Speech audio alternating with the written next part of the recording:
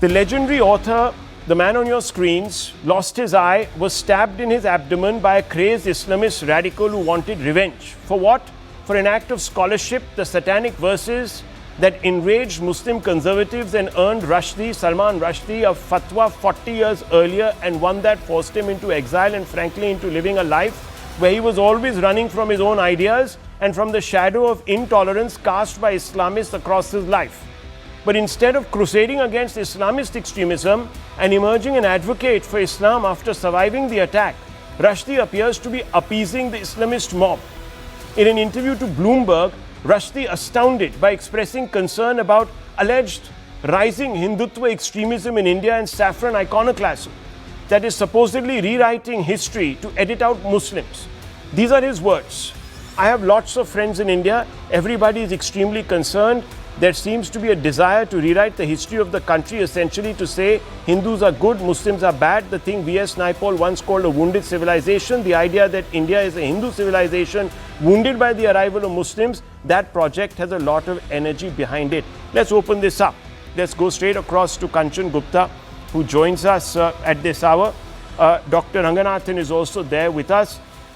Viewers, perhaps Rushdie, let's go across to Dr. Ranganathan. Perhaps, Rushdie has pivoted to attack advocates of Hindutva because he knows that at least they won't come after him shouting STJ slogans and brandishing a cleaver in God's name. Rushdie's decision to scapegoat Hindutva is also an act of irresponsibility and intellectual hypocrisy. Dr. Ranganathan, India has just emerged from a war with Pakistan, sparked by genocidal Islamist revanchism of General Munir, not to mention a suicide attack near the Red Fort in Delhi in the name of God and jihad. His reputation would have only been enhanced had, to be very honest, if he had been honest to himself and his audience by calling out the real danger to civilization, that is political Islam and its adherents. Kanchan Gupta is here with us also. Kanchan Gupta, you being somebody in the INB ministry would be a bit concerned that Mr. Rushdie is talking about the rise of Hindutva communalism in this country, and a man of his stature taking this message out to the world must be, at some levels, upsetting. Thank you, Rahul, for having me on your show tonight. Yes. Rahul, it is not only disconcerting, I think it's absolutely abhorrent and disgusting. Here is a man who wrote his book, The Satanic Verses, was published in 1988, sometime in September 1988. And within a fortnight of its publication, Rajiv Gandhi prescribed the import of the book. For all practical purposes, it was banned. And this was almost 1 year before the Ayatollah Khomeini issued his fatwa on Rushdie. So, you had the Congress acting against Rushdie and his book much before Ayatollah Khomeini took note of it. And the protests which happened, the book burning that happened in the country of where he was living, where the book was published, whether it was in Birmingham or elsewhere, that was done by Muslims. That wasn't done by Hindus.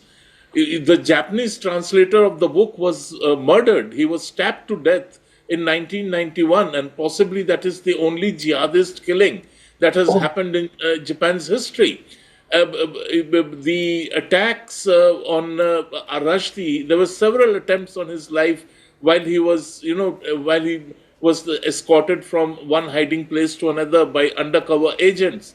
Those were not by Hindutva agents, they were by Islamists, they were by jihadists. And finally in 2022, when they got him and he almost lost his life, he barely survived that attack and lost one of his eyes.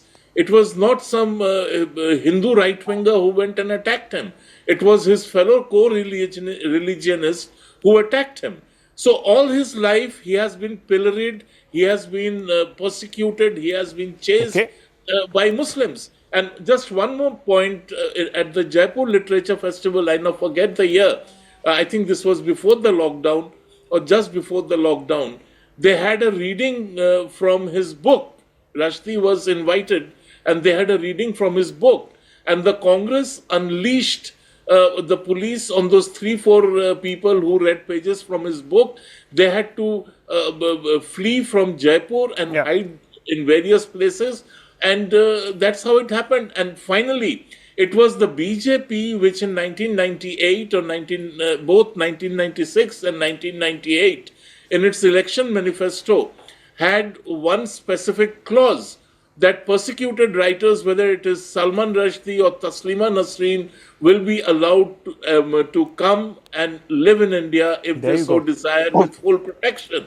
And Rushdie, finally, when Atal Bihari Vajpayee was Prime Minister, Rushdie got a visa to come to India and he visited Shimla. So all this happens. And yet this man... Okay, let me... Dr. Ranganathan, where do you step in?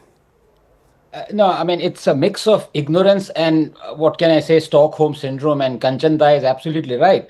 I just want to add, everything that Rushdie went through, and of course it had our sympathy, and we completely sympathize with what he went through, and of course abhorred, and we were outraged by whatever happened. All that is still not connected to what Rushdie said had he been right. Now, this is the point that one needs to make. He is so abysmally wrong on all fronts that, what he went through doesn't come into it. I mean, those two things are not except to make a point which is ironical, that this same guy who has been chased for 40 years by jihadists is now blaming not them but somebody else. But very quickly, he's never liked Naipaul. He's always been irritated by Naipaul because Naipaul, flippantly said that the fatwa on Rushdie was an extreme form of literary criticism. And, but what Naipaul said was absolutely right. India is a wounded civilization. It was wounded by the Muslim invaders and it is a Hindu civilization. He is irritated by the truths that Naipaul said. And finally, the point on the day Rushdie says this, Karnataka brings out the most draconian, diabolical, evil hate speech bill that purports to basically arrest anybody who says anything that the government thinks wrong. And why shouldn't the history expose the charlatans like the left who perpetrated a Mari Jhapi massacre that murdered 10,000 Well, I mean, Vivek... Why shouldn't the left be pilloried for Vivek banning books Srivastava is here. He's silent about the Karnataka bill. Vivek Srivastava, cat got your tongue? Silent about the bill, tell me. Are you with the bill or against the bill? No. Against the bill or with the bill? Okay, I don't have the time. I request the viewers to rewind this debate and listen to what these both gentlemen said. They are actually endorsing what Naipaul, what Salman Rushdie has said. That all the Hindus are good. Okay. And I don't want to listen to this absolute reductive nonsense, viewers. I mean, none of them have said that. They've only pointed out the hypocrisy in Rushdie's words.